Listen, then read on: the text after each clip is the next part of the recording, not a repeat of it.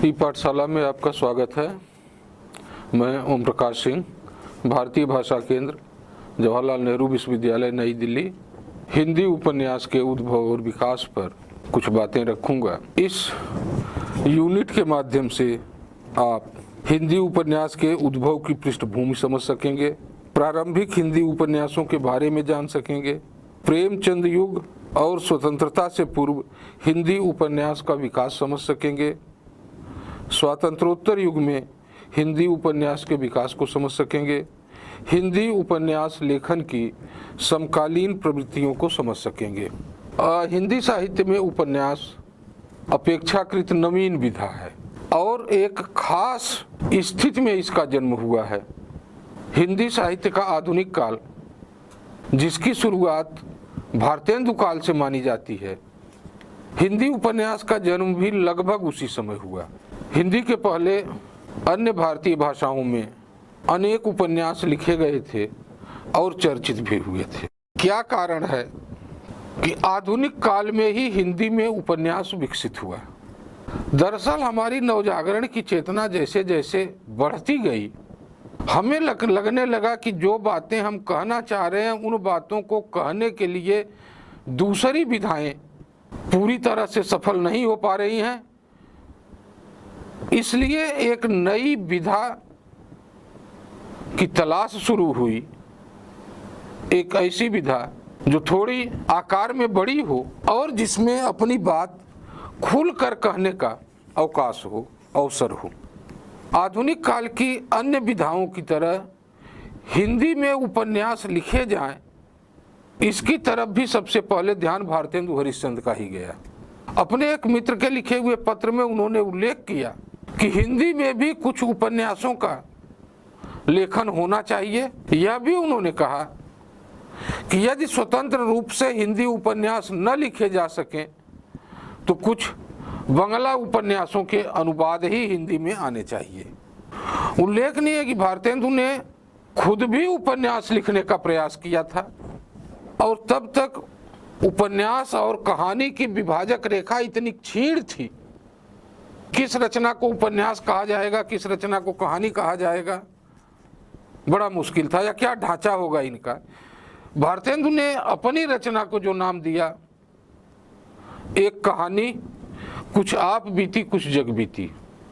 हालांकि वे इसके शुरुआती पृष्ठ को ही लिख सके, आगे नहीं बढ़ा सके, लेकिन वे जो 3-4 पृष्ठ हैं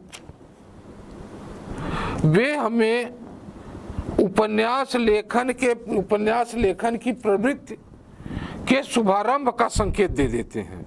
वैसे देखा जाए तो हिंदी में उपन्यास लेखन की विधिवत शुरुआत तो आगे चल करके हुई, लेकिन इसके प्रारंभिक समय में ही, और इसका जो प्रारंभिक समय जिसको हम कहेंगे या जिस कालखंड को हम 1877 से 1918 ईस्वी तक का मानेंगे, मानने का कारण ये है कि 1877 ईस्वी में श्रद्धाराम फुलौरी का उपन्यास भाग्यवती प्रकाशित हुआ था और 1918 ईस्वी से उपन्यास लेखन में प्रेमचंद पूरी तरह से स्थापित हो चुके थे। तो प्रेमचंद से पूर्व का जो समय है और पहले उपन्यास के लेखन का जो समय है, हमें उस कालखंड पर और उस कालखंड में किस तरह से उपन्यास लिखे जा रहे थे, इस पर थोड़ा विचार करना चाहिए। इसमें कोई दो राय नहीं है कि हिंदी में उपन्यास लेखन की परंपरा की शुरुआत अनुवादों के माध्यम से हुई। बंगला के, फारसी के, अंग्रेजी के अनेक उपन्यासों का अनुवाद हिंदी में किया गया। इस तरह के प्रयास ने, इन अनुवादों के द्वारा जो प्रयास हुआ, उसने हिंदी को एक नए तरह का पाठक वर्ग तैयार करके दे दिया। जिस तरह से हिंदी कहानी को लेकर के यह विवाद चलता है, हिंदी की मौलिक कहानी कौन है पहली, उसी तरह से हिंदी उपन्यास को भी लेकर के बात की जाती है और हिंदी का ये मान लिया जाता है कि पहला मौलिक उपन्यास परीक्षा गुरु है। इसे अंग्रेजी ढंग का पहला नावल कहा गया। अगर अंग्रेजी ढंग का पहला नावल परीक्षा गुरु है और ढंग के भी नावल होना चाहिए। अंग्रेजी के अलावा हमारे यहाँ बहुत समय तक संस्कृत का वर्चस्व रहा है और संस्कृत में आख्यान की परंपरा बहुत पुरानी है। तो जिस तरह से अंग्रेजी ढंग का नावल है, क्या भारतीय ढंग का नावल भी उसी तरह का कोई है? और इन भारतीय ढंग के नावल की तलाश में अगर हम जाते हैं तब हमें सबसे पहले भाग्यवती ही दिखाई देता है। उसके बाद आगे चलते हैं तो स्वयं स्वप्न दिखाई देता है, जो बिल्कुल अंग्रेजी ढंग के नावल पर नहीं लिखा गया है, जिसका ढंग भारतीय है। तो हम हिंदी का पहला उपन्यास भाग्यवती को माने, श्यामा स्वप्न को माने या परीक्षा गुरु को माने, इस पर लेकर के आलोचकों के अपने अपने विचार हैं और अपने अपने तर्क हैं। लेकिन यह जरूर है कि हमारे यही तीनों शुरुआती नावल हैं, शुरुआती उपन्यास हैं। बंगला के कुछ उपन्यासकार जिनके उपन्यास भाग्यवती से पहले प्रकाशित हो चुके थे, मतलब 1877 के पहले प्रकाशित हो चुके थे, उनमें भवानी चरण बंदोपाध्याय का नवबाबू विलास और टेक चंद ठाकुर पियारी चंद मित्रा के नाम से भी जो जाने जाते हैं, उनका उपन्यास आलालेर घरेर दुलाल, ये 1857 का है और नवबाबू विलास 1825 का है। कहना मैं ये चाहता हूँ कि वहां से जो उपन्यास लेखन की परंपरा शुरू हुई, उस परंपरा की उसकी छाप बंकिम चंद्र से होते हुए और लोगों से होते हुए हिंदी उपन्यास पर पड़ी और वहां से आधार ग्रहण करके हिंदी में जो पहला अंग्रेजी ढंग का नावल लिखा गया परीक्षा गुरु, वह 1882 में लिखा गया और यह माना जाता है कि इस पर अंग्रेजी ढंग के नावल का सीधा प्रभाव है। ये जो हमारा प्रारंभिक काल था, इस प्रारंभिक काल में के जो उपन्यास हैं, इस प्रारंभिक काल के उपन्यासों में हमें दो प्रवृत्तियां साफ तौर पर दिखाई देती हैं। एक प्रवृत्ति तो जो सबसे बड़ी है वह मनोरंजन की है कि उपन्यास मनोरंजन के उद्देश्य से लिखे गए, और दूसरी प्रवृत्ति जो सबसे बड़ी दिखाई देती है वह सामाजिक सुधार की है। कहना मैं ये चाहूंगा कि इस समय तमाम उपन्यास ऐसे लिखे गए जो कि समाज की अवस्था का वर्णन करते थे, तमाम ऐसे उपन्यास लिखे गए जो शुद्ध काल्पनिक, एकदम काल्पनिक थे, लेकिन उनमें कहीं न कहीं समय की अनुगूंज थी।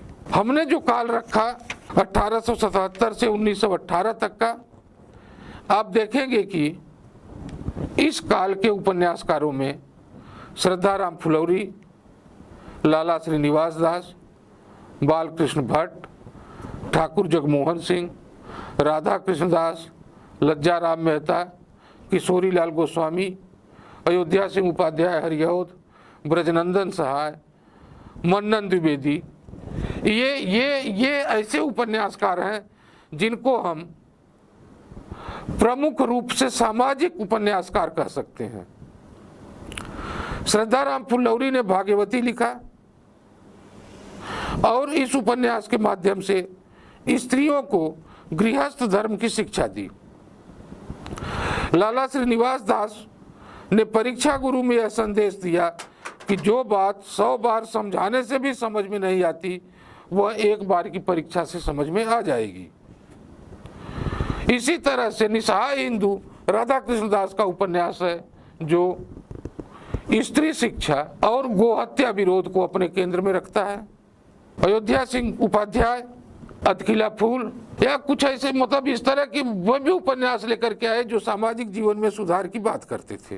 किशोरी लाल गोस्वामी, जिनको बाद में हम ऐतिहासिक उपन्यासकार के रूप में ज्यादा जानते हैं, इन्होंने भी उपन्यास लेखन की शुरुआत सामाजिक उपन्यासों से की थी और उनके ऐसे उपन्यासों में स्वर्गीय कुसुम व कुसुम कुमारी एक ऐसा उपन्यास है जिसमें पहली बार वेश्या जीवन का दर्द, उसका दुख, उसका संघर्ष ये अभिव्यक्त हुआ है।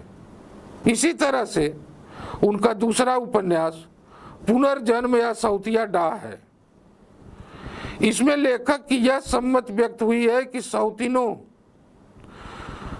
सुशील और सौतीने सुशील और सुंदरी का सा व्यवहार करें या उनको उस तरह का व्यवहार बर्ताव करना चाहिए और उसका एक पात्र है सज्जन सिंह। पुरुष को सज्जन सिंह की भांति दक्षिण नायक सा आचरण करना चाहिए। यह उपन्यास उस समय की पुरुष मानसिकता और सामाजिक आचरण को दर्शाता है, जहां पुरुष एक से अधिक स्त्रियों से संबंध जहां पुरुष का एक से अधिक स्त्रियों से संबंध रखना उचित था। किशोरीलाल गोस्वामी के बारे में रामचंद्र तिवारी का मानना है कि नव्य समाज के प्रति आप न्याय नहीं कर सके हैं, फिर भी तत्कालीन समाज की एक प्रतिनिधि मनोवृत्ति को समझने के लिए आपके उपन्यासों का अध्ययन आवश्यक है। शुरुआती दौर के उपन्यासकारों में मैं भुवनेश्वर मिश्र का भी नाम लेना चाहूँगा। भुवनेश्वर मिश्र का एक प्रसिद्ध उपन्यास घराऊ घटना ये 1894 ईस्वी में प्रकाशित हुआ और जैनेन्द्र किशोर का एक उपन्यास गुलेनार 1907 ईस्वी में प्रकाशित हुआ। ये दोनों उपन्यास इसलिए महत्वपूर्ण है कि इसमें कस्बों और ग्रामीण अंचलों से कथा उठाई गई है और वहां जो नया मध्य वर्ग उभर रहा है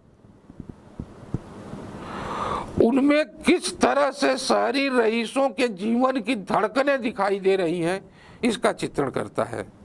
ऐतिहासिक उपन्यास भी इस युग में लिखे गए, लेकिन इस युग में ऐतिहासिक उपन्यासों का अभाव है और अभाव का कारण यह है कि ऐतिहासिक उपन्यास इतिहास की घटनाओं पर आधारित होते हैं और जिस कालखंड की हम बात कर रहे हैं उस कालखंड में हमारे पास कोई प्रामाणिक इतिहास नहीं था।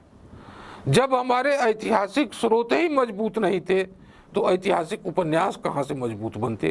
परिणाम यह हुआ है कि उन उपन्यासों में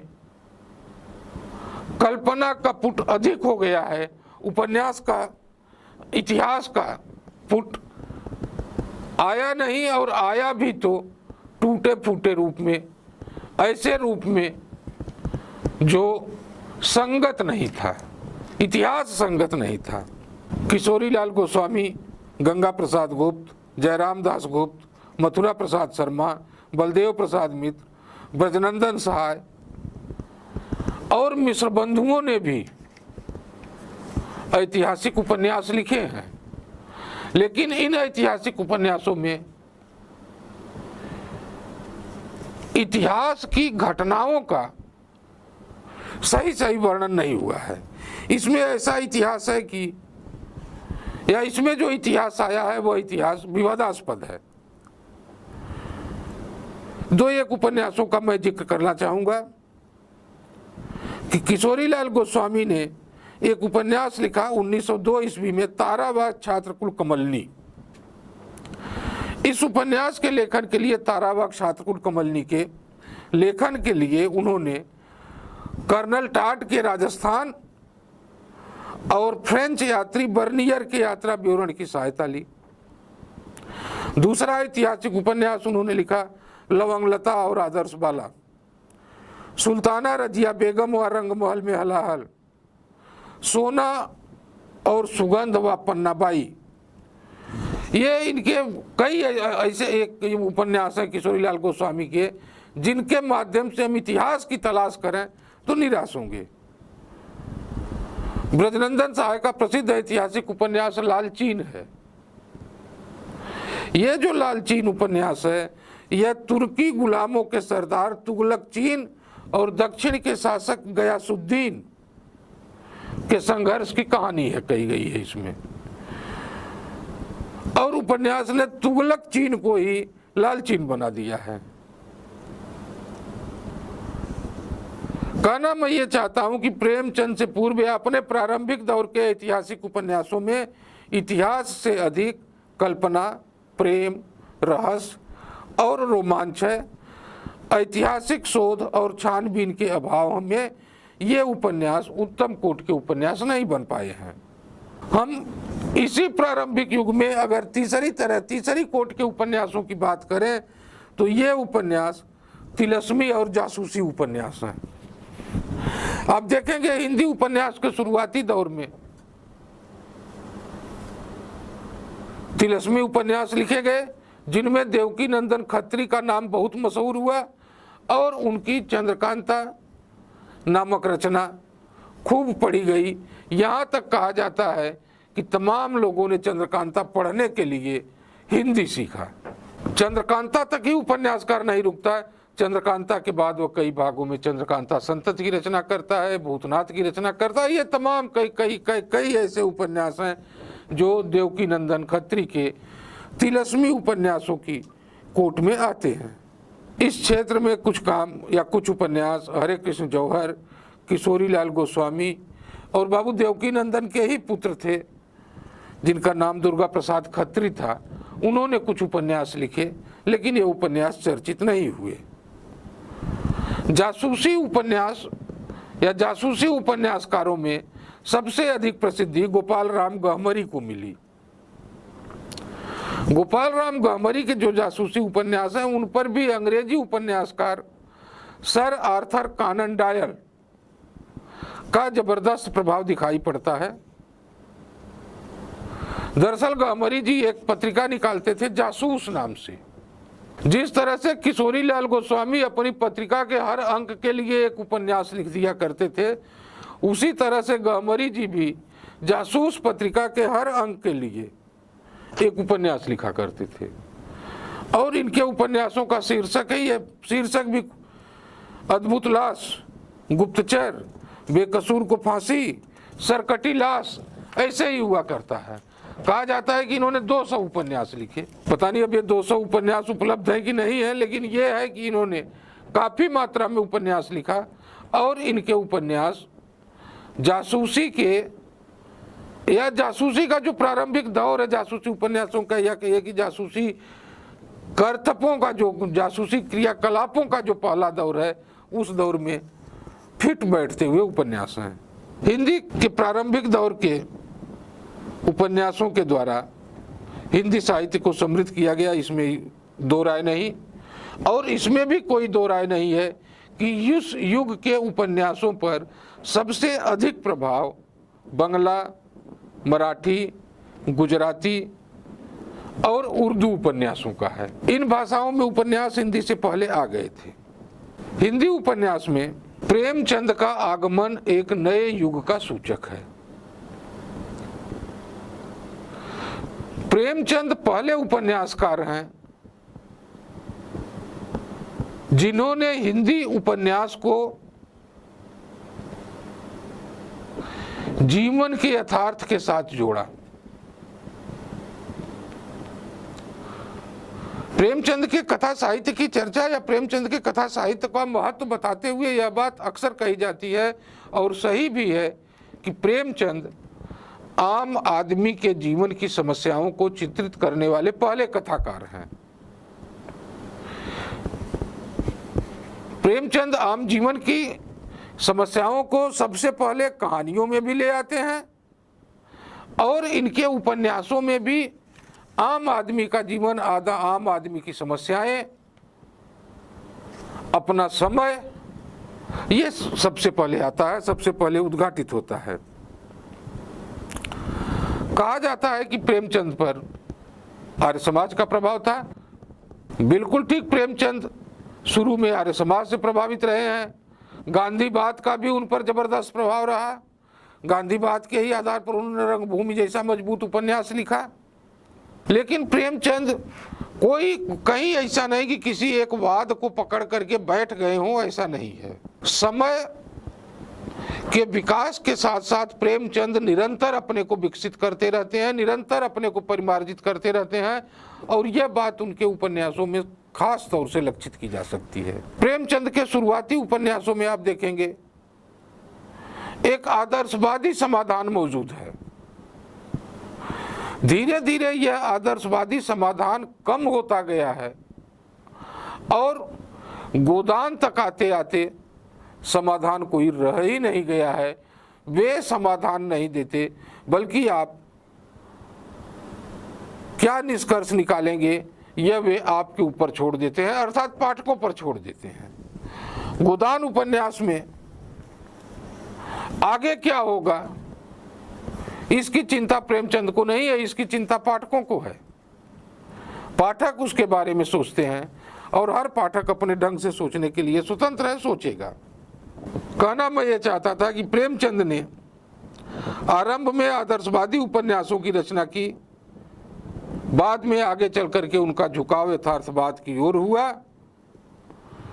और उनके लेखन में ये जो कहा गया कि आदर्शोन्मुख यथार्थवाद है, तो ये आदर्श का भी धीरे धीरे पुट कम होने लगा था। प्रेमचंद के कुछ महत्वपूर्ण उपन्यास सेवा सदन, प्रेमाश्रम, रंगभूमि, कायाकल्प, निर्मला, गबन, कर्मभूमि, गोदान आदि हैं। मंगलसूत्र उनका आखिरी उपन्यास है जिसे वे पूर्ण नहीं कर सके थे, उपन्यास अधूरा ही रह गया था। प्रेमचंद से प्रभावित होकर के प्रेमचंद के समय में भी कई लोगों ने उपन्यास लेखन शुरू किया, जिनमें विश्वंभरनाथ शर्मा कौशिक, श्रीनाथ सिंह, शिवपूजन सहाय, भगवती प्रसाद वाजपेयी, चंडी प्रसाद हृदयेश, राजा राधिका रमण प्रसाद सिंह, सिया रामशरण गुप्त आदि प्रमुख हैं। विश्वंभरनाथ शर्मा के दो प्रमुख उपन्यास हैं, माँ और भिखारिणी। ये ऐसे उपन्यास हैं जिनमें उन्हें पर्याप्त प्रसिद्धि मिली थी। चंडी प्रसाद हृदयेश ये भावपूर्ण आदर्शवादी शैली के उपन्यासकार के रूप में मशहूर हैं। सियाराम शरण गुप्त के उपन्यासों में गांधीवादी दर्शन हमें दिखाई देता है। प्रेमचंद युग एक ऐसा युग है कि प्रेमचंद युग में भी आप देखेंगे तो उपन्यास लेखन की दो पीढ़ियां एक साथ सक्रिय थी। एक पीढ़ी तो वह थी जो प्रेमचंद के समय से ही आ रही थी, प्रेमचंद के साथ साथ भी विकसित हो रही थी, और एक पीढ़ी वह थी जो प्रेमचंद के बाद विकसित हुई थी, लेकिन लिख उनके ही समय में रही थी। जैनेन्द्र प्रेमचंद के मित्र भी थे, यशपाल, वृंदावन लाल वर्मा, ये ऐसे कई कई कई नाम हैं जो लोग प्रेमचंद के साथ लिख रहे थे। और प्रेमचंद युग की 1936 में जब प्रेमचंद की मृत्यु होती है और गोदान के बाद आप देखेंगे कि उपन्यास कई धाराओं में बढ़ जाता है। उन प्रतिनिधि धाराओं में एक तरफ तो आपको मनोविश्लेषणवादी धारा दिखाई देगी, दूसरी तरफ जिसमें कि जैनेन्द्र, इलाचंद्र और गे लिख रहे थे, दूसरी तरफ आपको प्रकृति यथार्थवादी उपन्यासकार दिखाई देंगे जिसमें पांडे बेचन शर्मा उग्र लिख रहे थे। ऐतिहासिक उपन्यासकार दिखाई देंगे जिसमें वृंदावन लाल वर्मा, भगवती चरण वर्मा लिख रहे थे। और इन लोगों के उपन्यासों के भिन्न भिन्न आधार थे। कोई सामाजिक जीवन से कथानक ग्रहण कर रहा था, कोई इतिहास से कथानक ग्रहण कर रहा था, कोई मन की ग्रंथियों को सुलझाने का प्रयास कर रहा था, कोई सामाजिक जीवन के नग्न चित्रों को सामने ले आने की कोशिश कर रहा था। और इस रूप में हिंदी उपन्यास अपने नए नए रूपों में विकसित हो रहा था। आजादी के ठीक पहले आचार्य हजारी प्रसाद द्विवेदी का उपन्यास बाण भट्ट की आत्मकथा प्रकाशित हुआ, जो अपने ढंग का बिल्कुल नया उपन्यास था, जिसमें इतिहास का आश्रय लेकर के भारतीय जनता के उद्बोधन का प्रयास किया गया था। और उस उपन्यास में द्विवेदी जी ने वाण और न्यूनिया और भट्टिनी जैसे महत्वपूर्ण चरित्रों का सृजन किया था। देश आजाद हुआ, देश बटा, हिंदुस्तान और पाकिस्तान नाम के दो मुल्क अस्तित्व में आए। देश विभाजन की त्रासद घटना का बहुत दूरवर्ती प्रभाव हिंदी उपन्यास पर पड़ा है। बल्कि मैं तो यह कहूंगा कि वह 20वीं शताब्दी के मध्यकाल की एक ऐसी घटना थी जहां धर्म के आधार पर एक ही राष्ट्र के दो टुकड़े किए गए। मुझे नहीं लगता कि 20वीं शताब्दी के मध्य में विश्व में ऐसी कहीं कोई घटना हुई हो। विभाजन के समय आबादी के अदला बदली के क्रम को लेकर हिंदू मुसलमान के नाम पर जिस तरह से खून की होली खेली गई, वह किसी भी इतिहास के लिए शर्म की बात है। किसी भी देश के इतिहास में अगर ऐसी घटना होती है तो शर्मनाक है। विभाजन को आधार बना करके उस समय भी तमाम उपन्यास लिखे गए, आज भी विभाजन को आधार बना करके उपन्यास लिखे जा रहे हैं। मैं केवल 2-3 उपन्यासों का जिक्र कर दूंगा। झूठा सच, तमस, छाको की वापसी, ये मतलब ऐसे उपन्यास हैं, या सूखा बरगद, जो अलग अलग कालखंडों में आए हैं। विभाजन तो 1947 में हुआ, लेकिन ये उपन्यास 1960 में, 1980 में, 1984 में इस तरह से लिखे गए। मतलब ये था कि विभाजन की त्रासदी ने कहीं न कहीं रचनाकारों को बहुत गहराई से प्रभावित किया था। आजादी के बाद हिंदी कहानी की तरह हिंदी उपन्यास में भी शहरी मध्य वर्ग को आधार बना करके उपन्यास लिखने वालों में मोहन राकेश, कमलेश्वर और राजेंद्र यादव का नाम प्रमुख है।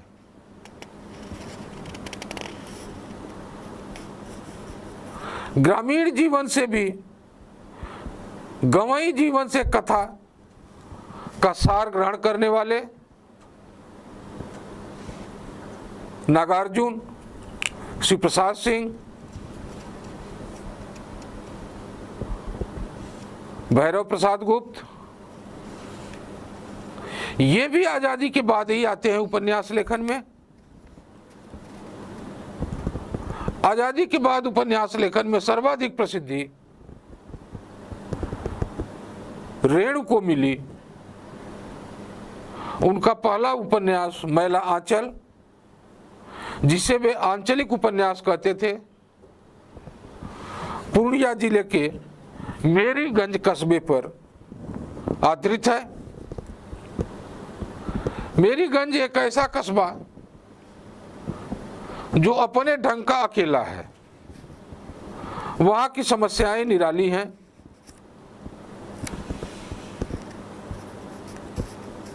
अंचल विशेष के प्रभाव को जिस तरह से रेणु ने अभिव्यक्त किया, जिस प्रकार स्वर दिया, जिस तरह की भाषा की निर्मित की, जिस तरह की भाषा में उपन्यास के कथानक को बांधा, वह अपने आप में अद्भुत है।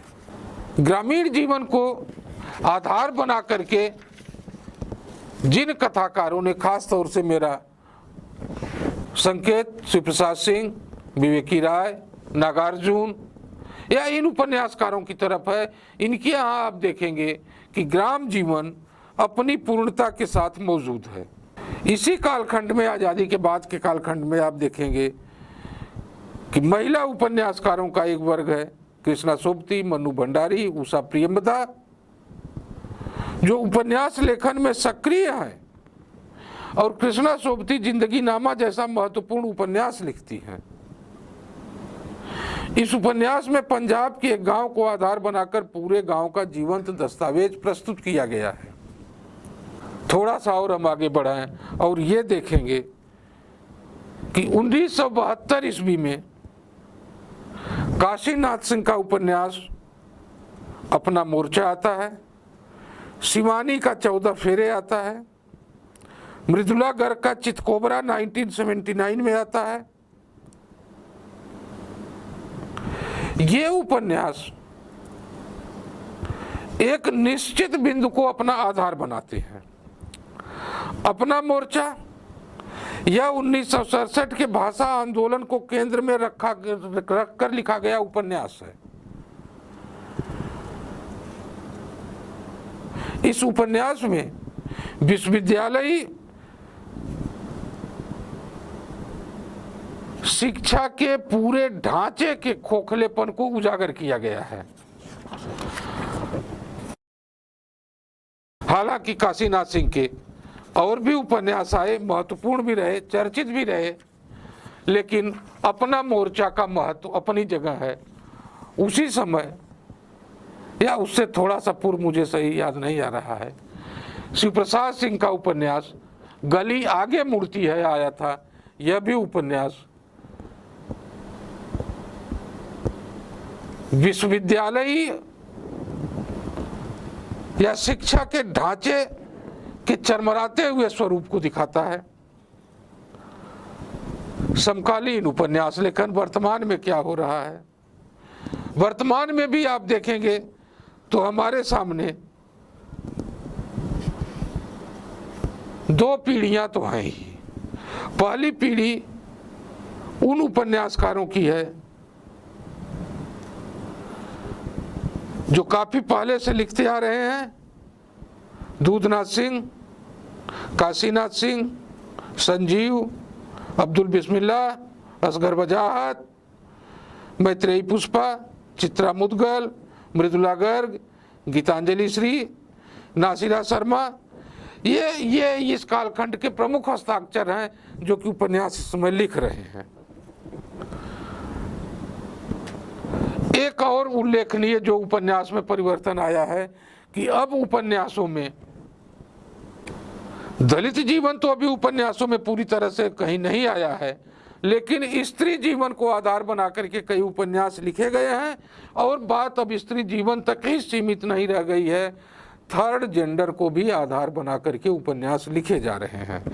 थर्ड जेंडर के जीवन की अनेक समस्याओं को, उनकी व्यक्तिगत समस्याएं, उनकी सामाजिक समस्याएं, उनकी लैंगिक समस्याएं, इन तमाम समस्याओं को लेकर के हमारे सामने कई उपन्यास आए। उन उपन्यासों में जैसे मैं नाम लेना चाहूँगा नीरजा माधव का यमगाथा, यमदीप। नीरजा माधव का यमदीप बहुत ही मशहूर उपन्यास है। और भी कई लोगों के उपन्यास इस थर्ड जेंडर को आधार बना करके लिखे गए। खुशवंत सिंह का दिल्ली। उपन्यास के क्षेत्र में मैंने जैसा पहले कहा कि दलित साहित्य अभी तक कोई उल्लेखनीय कृति नहीं दे पाया है। आदिवासी जीवन की समस्याओं को लेकर के कुछ उपन्यास हमारे सामने आए हैं और वे महत्वपूर्ण हैं। ऐसे उपन्यासों में मैं विनोद कुमार के समरशेष है का नाम लेना चाहूँगा। रणेंद्र का उपन्यास ग्लोबल गांव का देवता आदिवासी जीवन पर लिखा गया है, एक महत्वपूर्ण उपन्यास है। इस समय वर्तमान समय में जो उपन्यासकार सक्रिय हैं उनमें काशीनाथ सिंह, असगर वजाहत, अब्दुल बिस्मिल्लाह, विनोद कुमार शुक्ल, संजीव, चित्रा मुदगल, मैत्रेयी पुष्पा, नासिरा शर्मा, अलका सरावगी, जया जादवानी, मधु कांकरिया, ये कुछ ऐसे उल्लेखनीय नाम हैं। शोध को आधार बना करके उपन्यास लिखने में संजीव को महारत हासिल है। उपन्यास अनेक मंजिलें तय कर चुका है और उसे कई मंजिलें तय करनी है। अपने समय के साथ चलता हुआ हिंदी उपन्यास आज भी गतिशील है। विश्वास है कि आगे भी इसी तरह गतिशील रहेगा।